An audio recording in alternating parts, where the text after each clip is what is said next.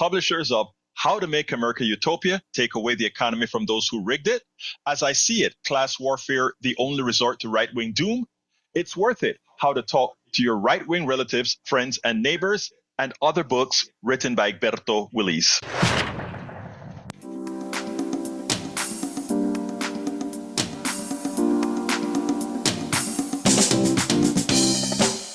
Welcome to Politics Done Right. My name is Egberto Willis, your host. Good morning, Houston.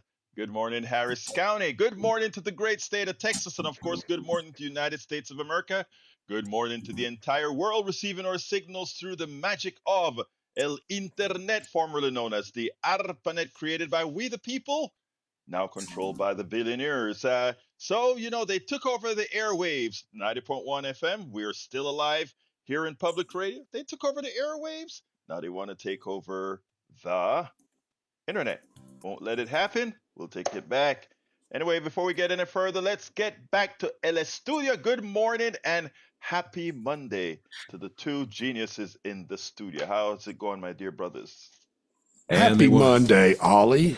Good morning, Stanley. And now they want to take over Greenland. Yes! Let's take over Greenland. What a great idea. Yes! Oh, boy. Oh, boy. You know what all that is? All that garbage coming down. That is distraction from the fact that he can't do anything about what he promised to do. Here you go. That's all distraction. Here you go. I mean, and now I'm starting to see it on Facebook that the MAGA lights are starting to get a light on going, hey, wait a minute. We didn't vote for that. We voted for cheaper eggs. But we don't want to take over Greenland. We don't want to have to buy them because, well, we can't afford it, for one. Two, it's like Canada's going, what are you guys doing down there? Are you crazy or what? On a sad note, though, I got to report that one of my colleagues and longtime radio personalities, Colonel St. James, has passed away this weekend. Known for Rock and Roll Army at KLOL, 93.7 The Arrow, KLDE, Oldies 94.5 at one particular time. The Colonel has passed, unfortunately, and that leaves a big void there in the talent pool of Houston radio. So rest easy, Colonel St. James, you will be missed. Jack, you got about half a page of wisdom there. Yeah, that's hard to follow. I know. And I knew Joe. His real name was Joe Sayer. Oh, right. And I knew Joe for ages. I mean, forever. I worked over at Kilt with him when Kilt FM was rock and roll. And then I worked with him at the Arrow when the Arrow was rock and roll. So I got a long history with that man going back. He was one really cool man. Texas Hall of Fame. My brother. My condolences. Texas I Hall remember of Fame. listening to Yeah. all those channels. Everybody does. It's always sad when one of the stars go out. So much for that. And Jack, let's see what you got here on your wisdom page. Right.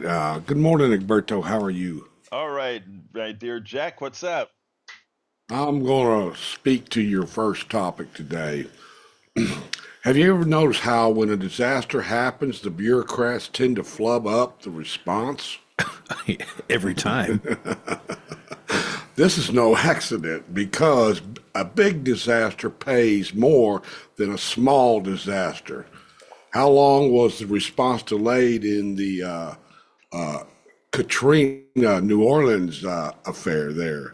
When the towers fell, Rudy Giuliani told everybody they could take off their masks. The air around ground zero was fine.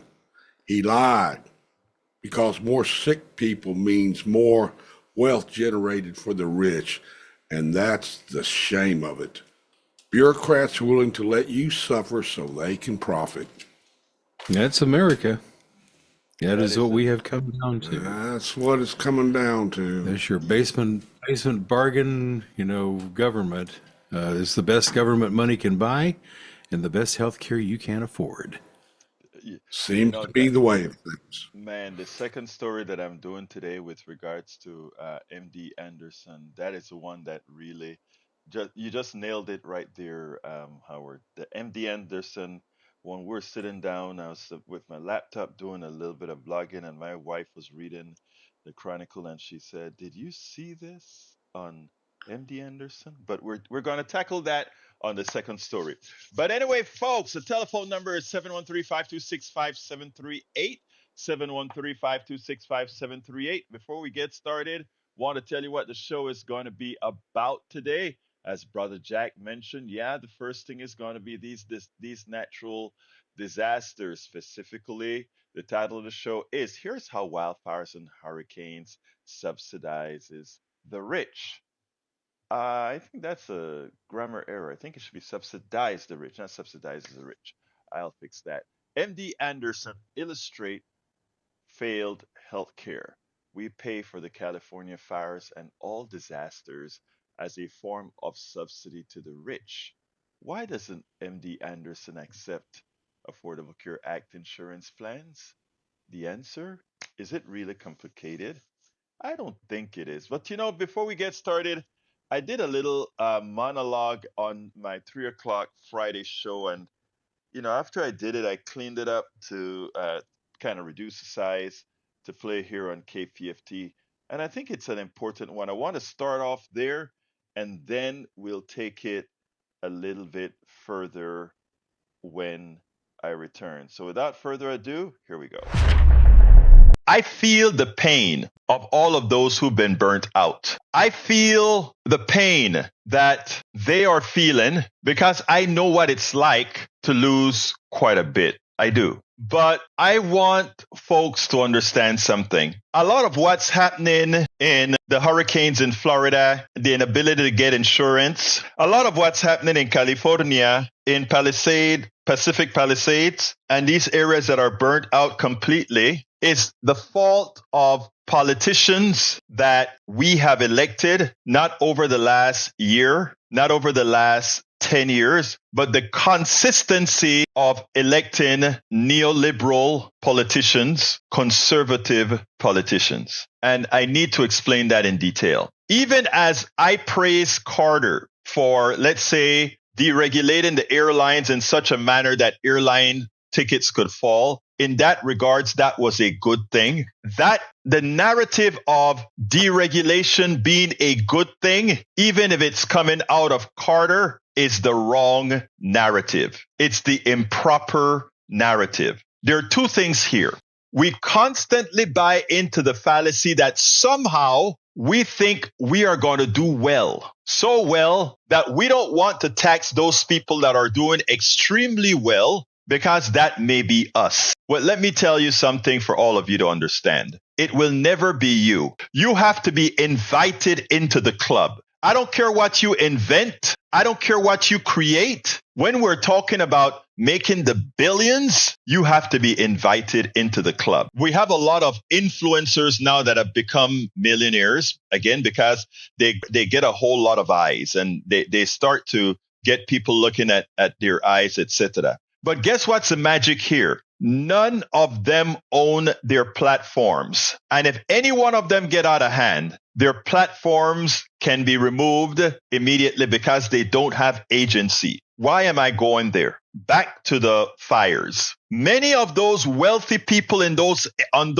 wealthy zip codes, one of the reasons that you have a deprived fire department, one of the reasons that you can't build your water reservoirs, one of the reasons that you cannot invoke regulations that can stop these fires from burning homes unabated is because people don't want to pay higher taxes based on the kind of living that they want. And people don't want to have regulations that, increases the prices of the homes, etc., which would prevent these realities. Look, it is not hard to build a home resistant to embers, because let's do the science of these fires. The science of these fires are as follows. A fire gets started in a canyon or in a mountain. It gets very hot and it starts to burn everything around. As those embers, fire embers mean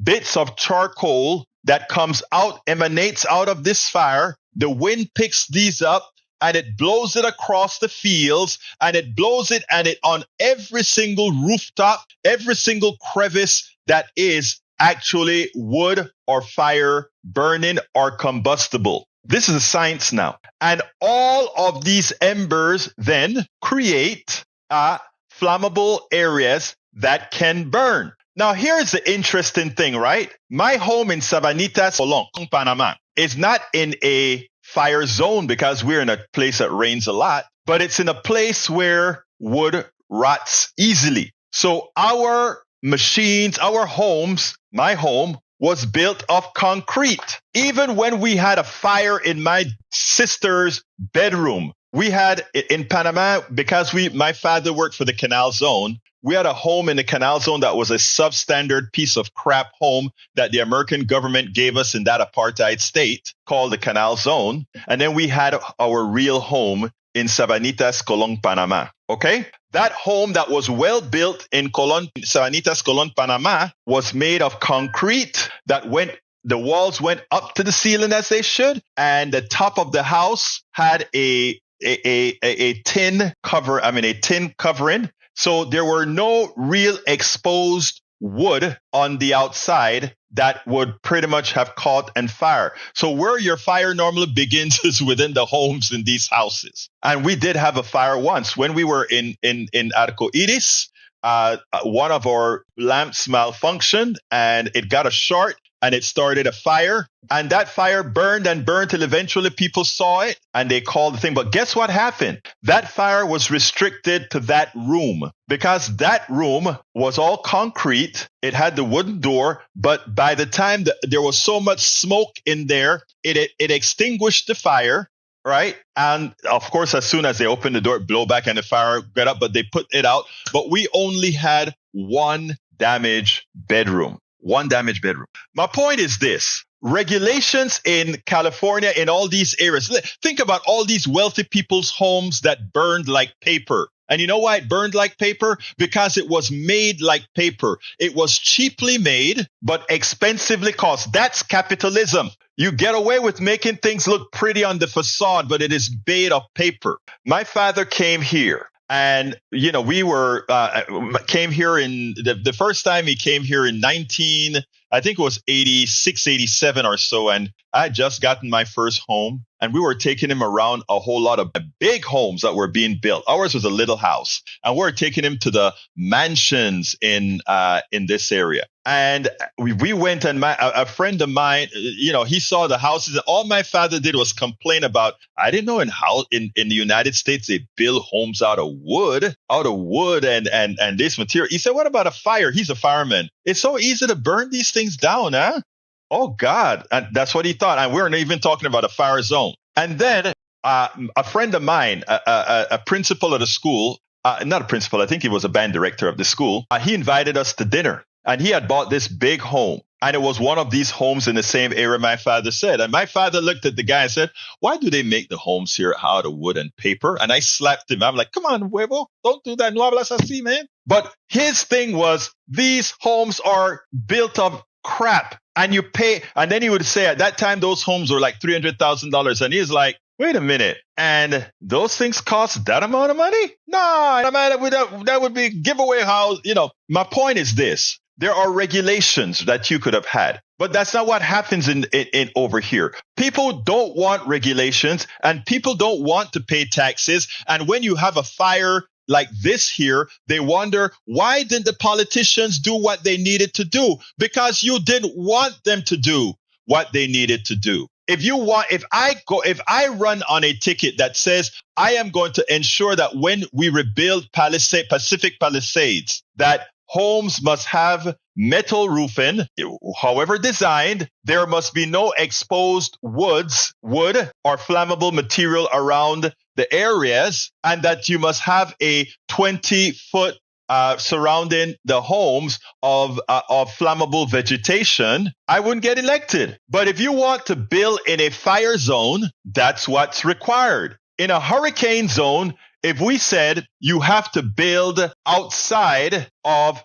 the floodplain, and if you're in the floodplain, you have to build up 2 feet above the last flood, and the building must be wind resistant to 140 miles, they're going to say, no, we don't want to do that. It's pay me now or pay me later. But let me tell you what actually happens. What actually happens, and the reason they don't want the regulations, because if people knew that having these regulations would make sure that instead of paying $5,000 a year for home insurance, you would only pay maybe $1,500 to $2,000 a year in home insurance, and that the accumulative savings in insurance would more than cover the increased cost of your home. That makes sense. But that's not what happens in America. The capitalist doesn't want that to happen.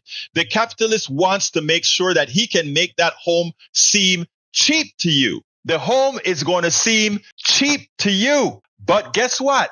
That cheap home isn't all that cheap when disaster hits. And ultimately with climate change, which again, because we don't want regulations, continue to get worse as we do not stop companies from doing what they're doing to make and exacerbate climate change. In effect, what they're asking all of us to do is we inherently pay the cost for everything. We buy homes cheaply, relatively cheaply, where all the profits go towards the builder, the capitalist. When the hurricane or the windstorm or the tornado or the fire or the earthquake comes, we also pay the price to recover. And you may say, well, there's disaster aid.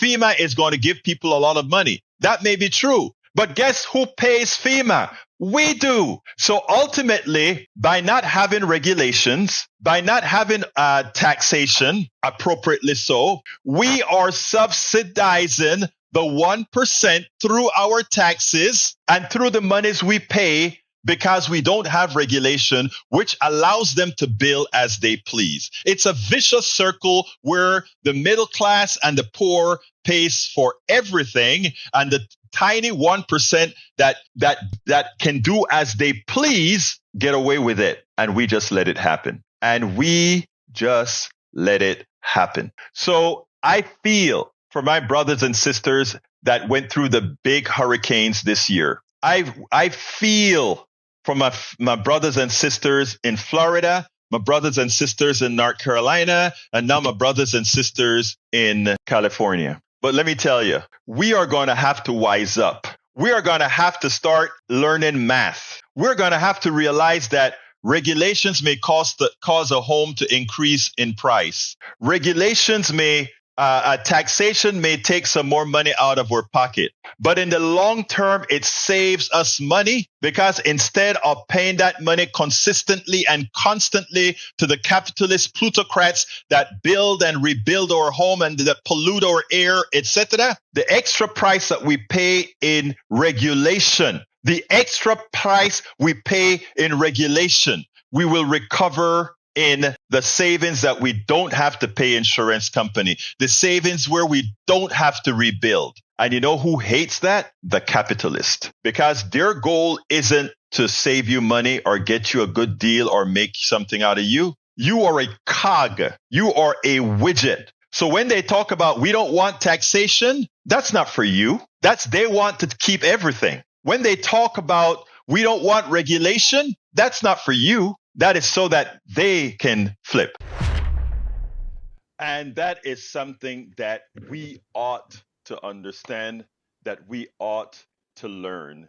I mean, we have been so indoctrinated decade after decade with fallacies after fallacies. One of the reasons critical thinking is on the attack. One of the reasons why book burning is on the attack. One of the reasons why they don't want all these different features and notes, etc., is because a smart citizen does not allow them to be taken advantage of as we are right now. Anyway, welcome to Politics Done Right, Joe from LA. I can see if you're on the chat this morning, sister, that means that you're still sending. Joe is in California, and she's actually sent a video showing how close the fire was to her. Billy Allison Irwin from, I think, Summerwood, Summerwood here in the Houston area. Welcome to Politics Done Right. And I think we have Brother Johnny on the line. First call of the morning. Come on in, Senor Johnny. How are you doing this morning, sir? How about we give Smokey Bear some help? How about we give him a fleet of drones to help him monitor in real time for when flames erupt? And these drones are equipped with a little water bottle, and they are programmed automatically to report and broadcast back to Central Command what they see, and they unilaterally spray their little water bottle or beer or Coca-Cola or whatever they got like a firefighter did. Remember that guy yesterday or the day before on the news? They interviewed him how he saved his house. I think in his neighbor's house too.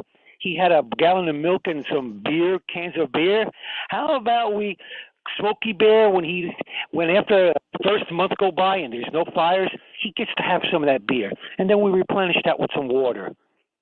May I give Something you fun and creative. may I give you an A plus plus plus plus as far as the eye can see?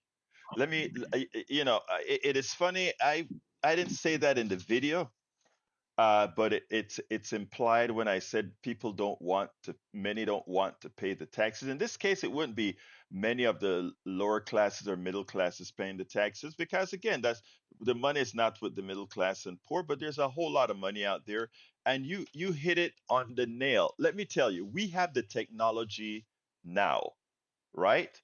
It doesn't even have to Oh be. yeah. It doesn't even have to be drones. But drones is in certain areas, drones would be a great thing to have to do that, right? But let's give an example. We have these things called cellular towers, right? And we have Yeah. this thing now called AI, right? We have Uh-huh. also great sensors and that we can use.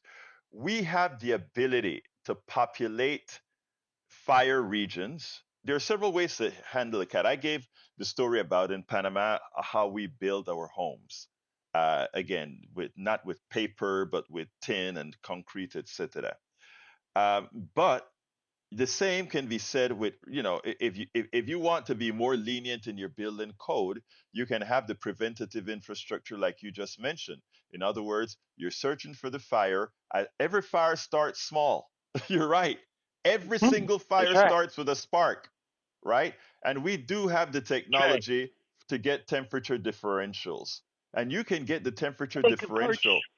Yes, and when you get that temperature differential, even if the fire has expanded to 10 acres, it is something that you can have on the ready that 10 acres get attacked immediately. So Brian, oh, I called you Brian. Oh my God. Oh God. Uh, What? yeah, John. Now you see on our side what we do is we discuss these things. So in the course of a discussion in less than 2-3 minutes, we said, "Oh, Smokey Bear can get drone technology, and when your contribution is cell towers." So my suggestion is we take those drones and we program them, design them to perch like birds on cell phone towers that's equipped with charging stations and Yes. maybe some a water hose on a tank that they fill up after they dump their load, so to speak, and they go back to the cell phone tower, get a charge, get a drink, and then they get commands from another master drone who's saying, "Okay, drone A, come over here and squirt your load over there." See, the other side, they don't think like that. They care about how they can keep their job, to keep them black jobs in Washington D.C. They pretend they hate so much. Well, look, let me tell you, that Right, was a good Brian? Right, Brian? Is that right, Brian? What's yeah, going to hey, look, complain about, Brian? Joe says, Smoky Beer, you made me smile. You made someone in the middle of the fire zone smile. So that's very good, Johnny. But yeah, look, folks, I want you to, what Johnny just said is that, we have the capability to do a lot of these things. We have the capability to do a lot. Our economic system stops us from doing it because if we cannot find a way for a privateer to make a lot of money, right? It's It doesn't done. get done. It is. I saw advertised today, Right, right? Brian?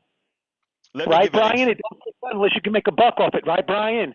yeah. Right? We Here's the agree other on that, thing, don't we?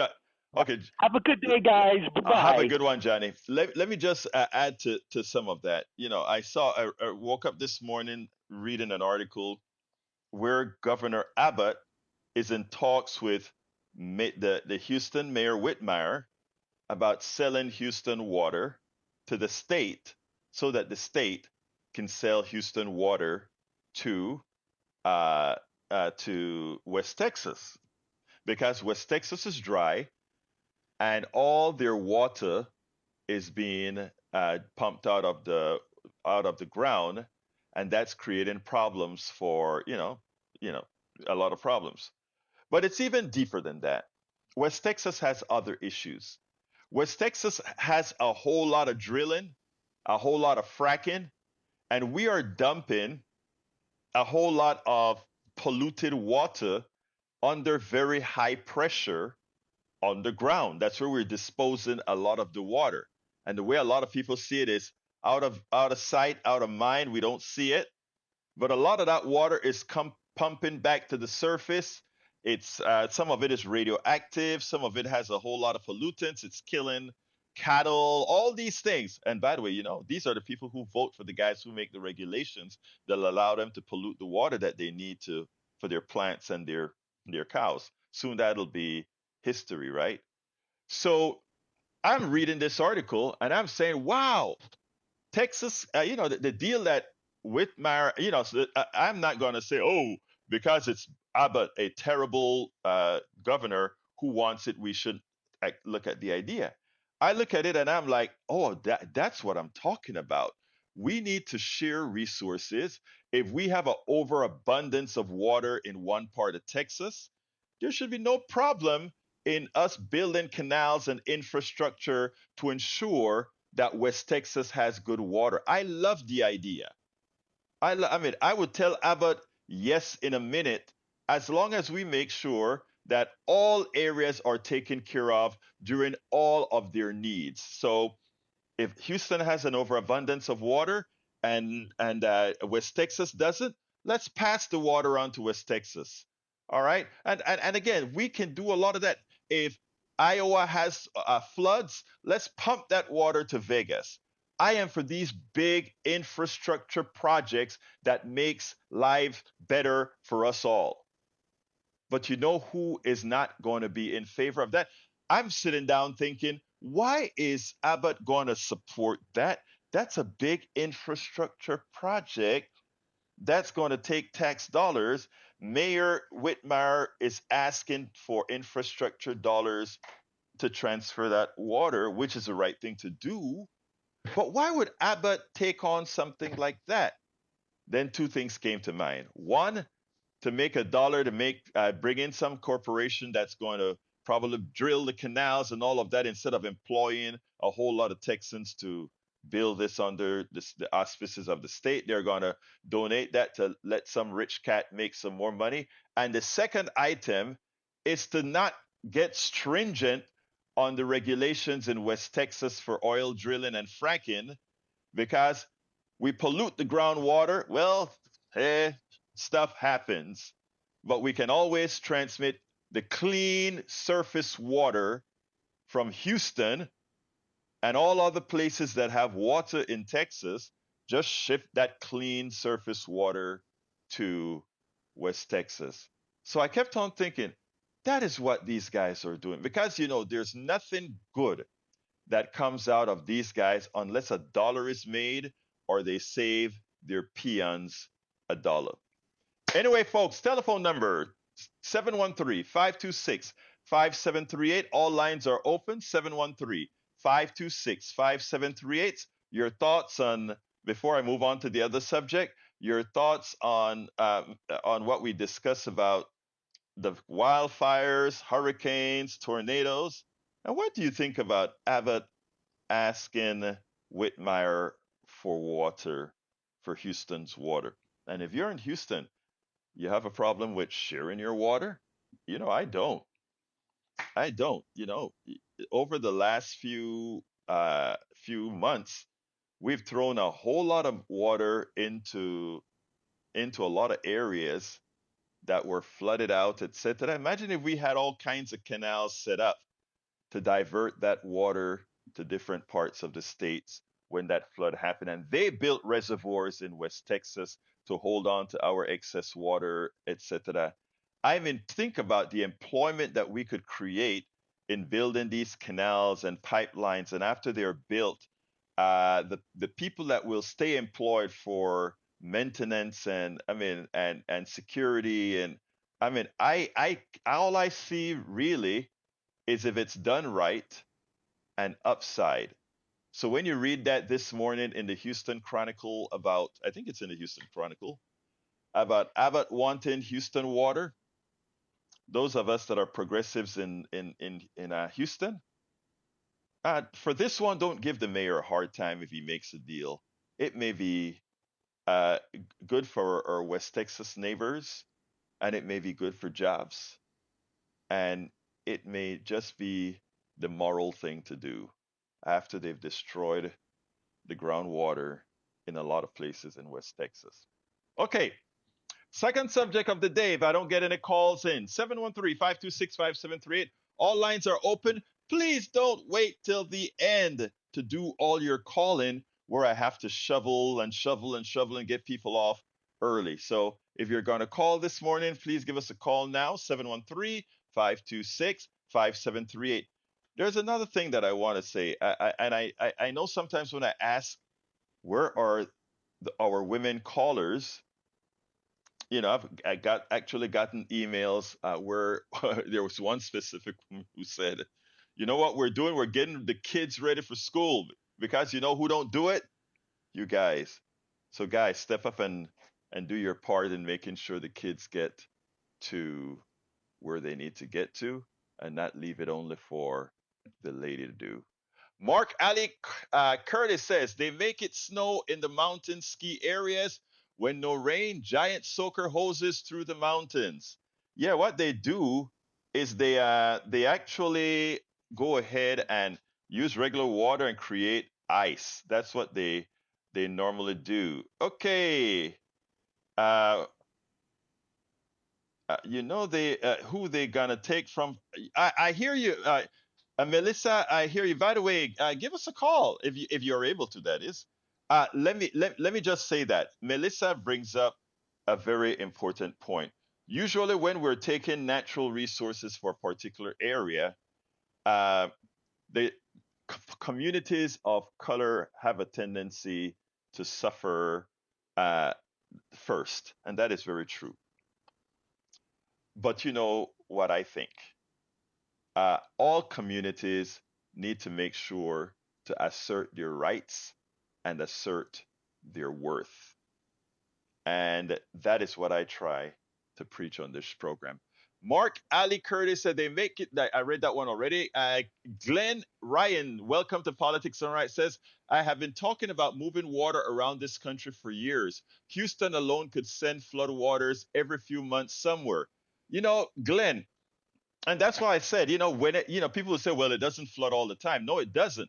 But what we have here is we can we can fill reservoirs along the state when we have those major floods. And by the way, it not only fill reservoirs around the state and country when we have the floods, we do floods also serve a purpose locally, right?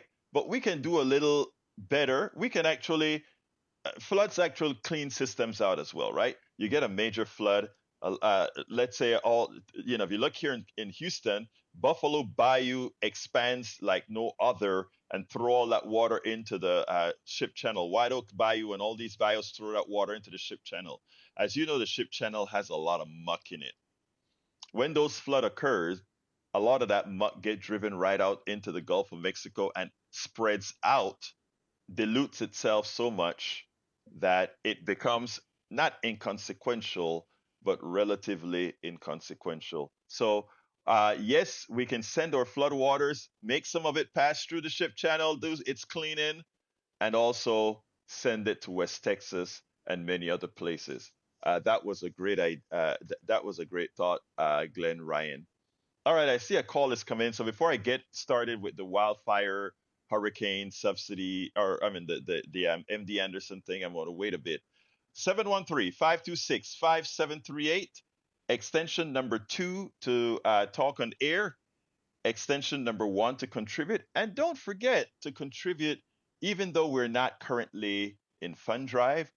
Remember which administration is coming into power, and remember they intend to clean our clocks when it comes to anything for public radio, etc. All right, come on in, Patrick. Talk to me.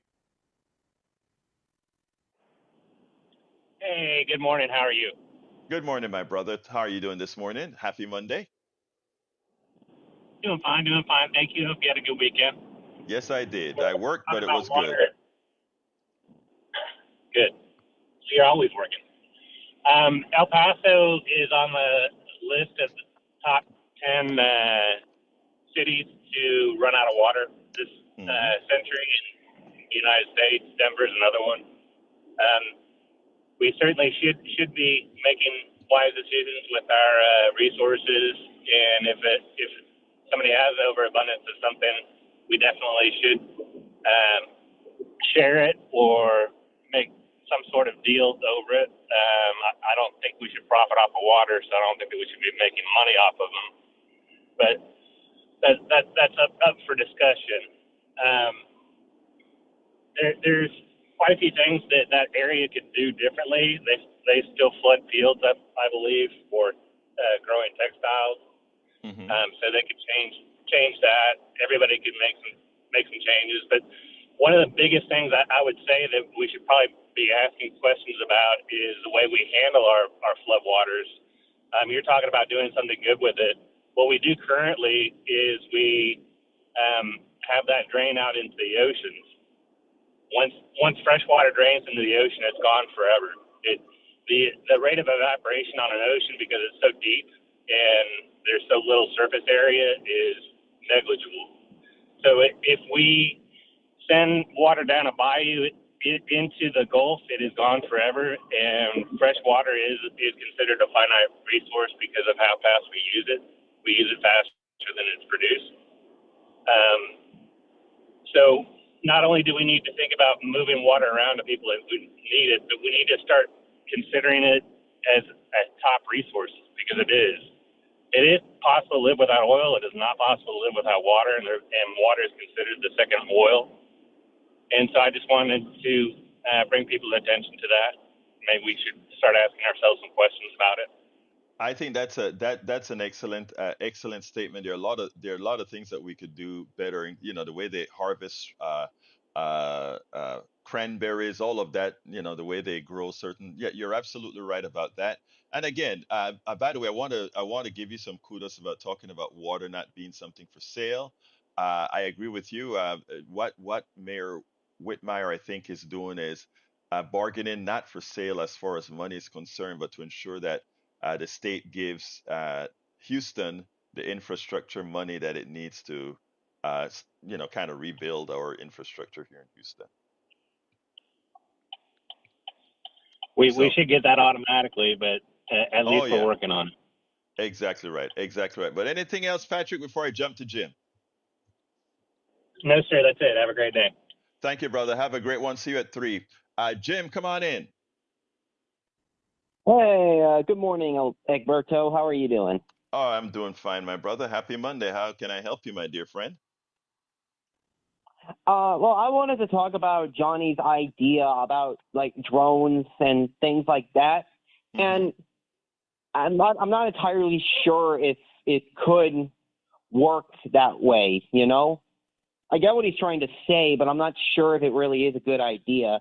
Drones aren't really durable and things like that. They could easily break or get lost in the fire or get damaged in the fire and things like that. So, I'm not entirely sure they would be optimal yet, or if we really have the technology to make it happen. You know what I'm saying? I just like to hear your thoughts on that. I hear you, but let me just tell you from knowing the material that the technology is there, and actually it's not only is there, but the technology has been there. The limiting factor is investment. In other words, let me give an example. I was about to, not about to, I probably am going to get me a drone that costs, I guess it's probably $49 or so. I think it's $49 with a camera that I can look at my roof and I can do all the things with. And it's cheaply made, but it's sufficient durable. We have the ability right now.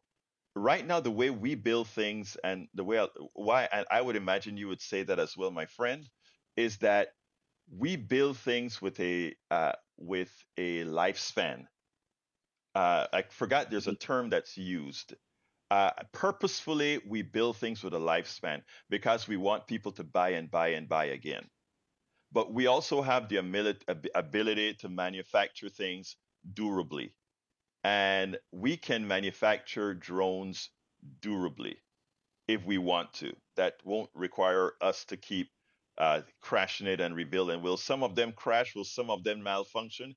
Yes, they will. But in the aggregate, and I think if you notice, I gave an addendum to what Johnny was speaking about. The drone, a combination of drone and other kinds of towers with and sensors on the ground. It has to be a complete planning session, not just drones, but it has to be a combination of drones. Planned obsolescence. Thank you very much, Howard. You see, I tell you about the geniuses in the studio. Did I tell you about the geniuses in the studio? Planned obsolescence. Thank you. That's the word. Planned obsolescence mean things can last long. You have a lot of products in your home that could have been built to last forever, but they don't want it to be that way because they want you to purchase and purchase and purchase again. But we could do that, Brother Jim. And I hope that in the long run, that is what we do. And again, let me just qualify not just drones, sensors within the areas. In remote areas, we probably want to have sensors, all these different technologies put together so that whenever we have hot spots, and by the way, while the temperature of the desert may be, I don't know, 130 or 140 degrees in the hottest spot, as soon as you get a fire, it is hundreds of degrees. That delta is something that is easily picked up by sensors. And that's what we're saying. Anything else, Jim, before we jump? Okay. Well, do you really think the people in charge in California, the politicians there, do you really think they want to invest in that? No, they don't. Absolutely no. Wait, let me back up. Let me back up. Let me back up. If Hmm. if the millionaires and billionaires were willing, if they knew they were willing to pay the taxes required to do those things, the politicians would do it. Let me first say, politicians are empty vessels to be filled. Remember that. Politicians are empty vessels to be filled.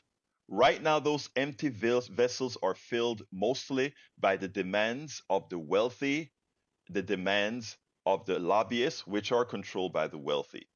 What I'm trying to do, and then many of us, thousands of us that are activists, we're trying to force that empty vessel with what's best for us, the 99% of us, than what's best for 1% of America. See what I'm talking about?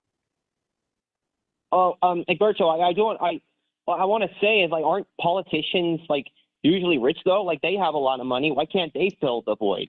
Uh, Fill the let's let's hole or let, let's yeah. examine that because you're right. You're absolutely right. But how did they get rich? Most of them, as they go, they don't always go into office rich, but they leave rich because what fills their vessels? The wealthy folk. They put them on their boards. Eventually, if you take a look at Democrats and Republicans alike, they end up on the boards. They end up getting kickbacks. It's a whole works. We have to clean it up. There are people with values. I'm listening to you right now. Okay, you could probably run and become a moral politician, right? Eh, I mean, I Well, could. I don't really feel but rich. I know I get you. But what I'm saying, Rich, I mean Rich, Jim, is that we have to Hmm? get to the point where we serve, right? And a lot of us, I don't want to do any back patting or anything like that, okay? But I had a software company doing well, all of that. And after my political website started to do well, I said, you know what? This is where I really want to be, not in the business arena. and said, okay, I always talk about somebody need to get off your butt and do something. Well, looked in the mirror and said, I got to do something. We complain a lot. All of us do, rightfully so. What we have to do a bit more as well is serve. And all of us, many of us who complain, not all of us who complain have the ability to serve, but a lot of us who complain have the ability to serve. And so that's not, this isn't to you specifically, Jim, but those who have the ability to serve and serve really the interests of the people and not the plutocracy, go out there and serve. You'll have a voice here supporting you. Anything else, Jim, before I jump to Brian? Nah, no, I'm good, man. Well, thank you for the conversation, and I hope you have a good day. You too, sir. Thank you so kindly for the call. Let's go to Brian. And folks, the phone lines are still open to 713-526-5738, 713-526-5738. Let's go to El Senor Brian. Yes. Good morning, everyone. Everyone doing well? Yes, we're doing well. How's your morning, Brian? Yeah. Did you read the indictment on Donald Trump and his so-called hush money? Long time ago, but I don't have any interest in it really. Yeah. And was the charges pretty much just dropped? No. No. They were just pretty much dropped. He almost no building. For those of you that Okay, let's stop that. Again, the charges, again, what I said, I interrupt you when you come on air and lie. The charges were not dropped. He was no bill because not no bill. He's the president of the United States, and as such, he was given no jail term. He was given no fine. They just needed to make sure and record a sentence to complete the cycle of a conviction. In other words, he got the good old boy treatment where anybody else in his shoe would have been locked up. He wasn't. Now you can continue. Okay, the judge in the case actually said his position as president has nothing to do with the ruling. You want to look that up? Actually, If you read the indictment, sir, the indictment is a separate thing than the sentence. So you're crossing over to two different areas. There's an indictment. There is there is the results of the indictment, the verdict, and then there is the sentence. Okay, there are three different sections, if you will, and the okay, sentence and hold on, and the judge specifically said because he was elected president, why this is the way the it had case was nothing to resolved. do with it. All right. His position as president had nothing to do with the ruling. Did you read the Actually, indictment? Can I finish before? Can I finish before you cut me off again? but what are we talking about? We are talking about either indictment, sir, or we are talking about sentence. They're two different things. Okay, can I finish before you cut me off? Would you I'm just do me trying to. that favor? I am trying to figure, sir, what you're talking about. You said I told you I read the indictment months ago, but you're calling in about you claiming he was no billed in the sentence, and I said no, he wasn't. Continue. Thank you. For those that did not read the indictment, it was a misdemeanor in the state of New York that had the statutes of limitations has expired. They took one payment and doubled it to make it a felony. He was charged with producing an invoice, for paying an invoice, and receiving an invoice 36 times because he moved it out into three different payments. Okay, He was Brian. charged 36 I don't times. want to waste the time of this show with Donald Trump and that issue because Donald Trump is a crook, a thief, someone who assaults women. I am not going to take up my airtime with somebody who got a break and somebody that got elected with a record like that. No other human being, no woman, no person of color, nobody like that would have ever been elected in this country with such a deviant person that he is. Okay? Thank you very much, Brian. Call with a subject worth speaking about the next time, my dear brother. That benefits all of us because it's simple. Try for somebody like you to defend Donald Trump. Somebody Donald Trump cares nothing about. Really concerns me. Thank you, Brian. You have a wonderful rest of your day. On the chat, we have Gavin. Let's see. Eric says Gavin Newsom cut a hunt again. Uh, I'm not going to bother with Eric Hayes either because Eric Hayes is also uh, throwing out right wing propaganda that has nothing to do with the reasons the fire is what it is. Let's see what else we got here. Joe says, my heart says Rosarito, my brain says Houston. Each has reservations. And does the fact that relatives in Houston are legal Mexican immigrants play into the decision? This is not solid ground feeling. Don't know, my dear. Don't know, my dear. Anyway, folks, I want to touch on this subject real quickly. MD Anderson. Here's the deal, and this is what I call this is where our system is.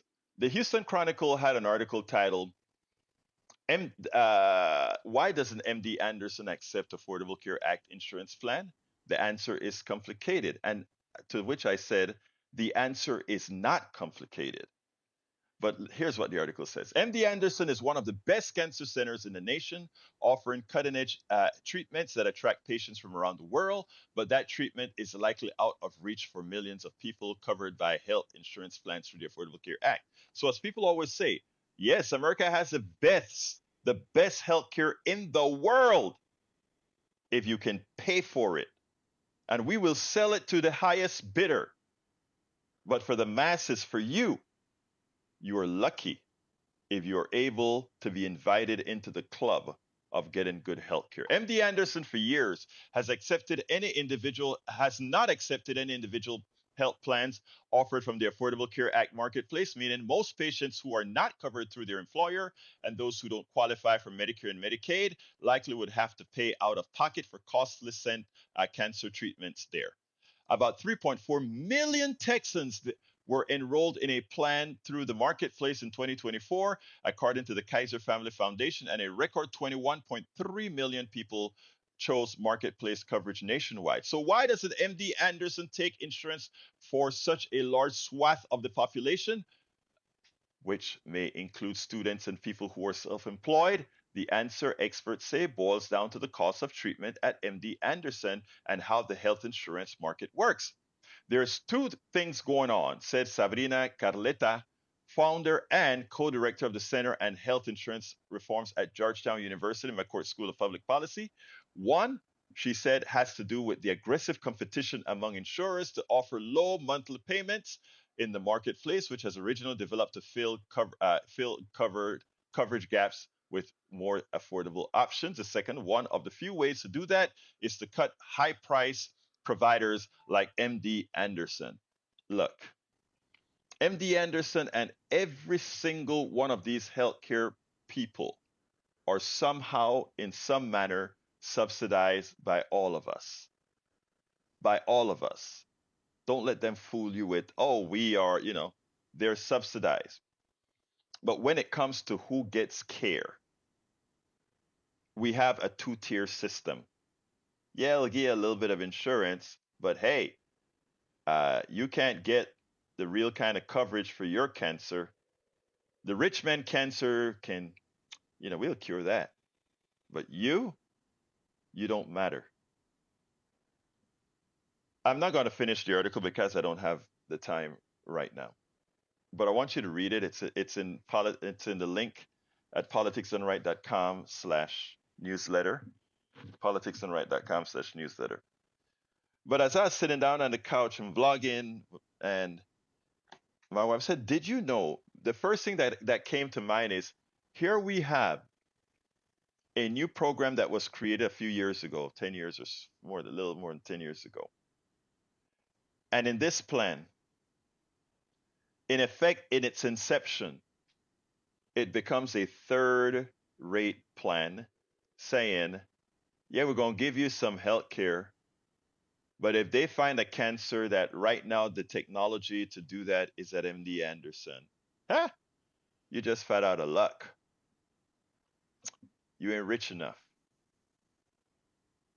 That is a society we have today. Is that really? And by the way, remember, not because something costs a lot means it is scarce or should be expensive. I want you to hear this right. Not because something costs a lot means it is scarce. We have been suckered in paying high prices for fuel for decades after decades. And we have never ever had a shortage of fuel. The evil thing that happened right after the pandemic, remember there's a glut of oil after the pandemic. And as soon as we came on board, the economy came back. Do you know what the oil men in Texas did? They told Saudi Arabia and these other companies to cut back supply so that they could raise prices. Not because something is expensive mean it is scarce or not available. We have an economic system. We have an economic system whose sole purpose is to take every available dollar you have. Every available dollar you have, not because things are expensive or scarce, but because they can. But you have to know that and not fall for the okey doke and not fall for the things that allow them to continue screwing you, which we do. With all this right, left, and this, with folks like Brian calling in, trying to defend a thug like Donald Trump, or the thugs that take your money away, or the thugs that call themselves corporate executives. We have to assert our worth and our work. Let's go to the studio. Very interesting show. Now, Brian, there is no defense for Donald Trump. Then that's just all there is. Jack, what you got, man? Nada. Jack says he doesn't have anything, so go ahead and take it home, Egberto. Thank you, my brothers. Look, thank you, Jack. Thank you, Howard. You guys are wonderful. Thank you, the audience. You guys are wonderful. Love you all. Remember, the rest of the show is at politicsdoneright.com/newsletter. Politicsdoneright.com/newsletter. If you have an email you want to send directly to me, send it to kpft@politicsdoneright.com. kpft@politicsdoneright.com. My name is Egberto Willies. This is Politics Done Right, and you guys know how I end this baby. I am what?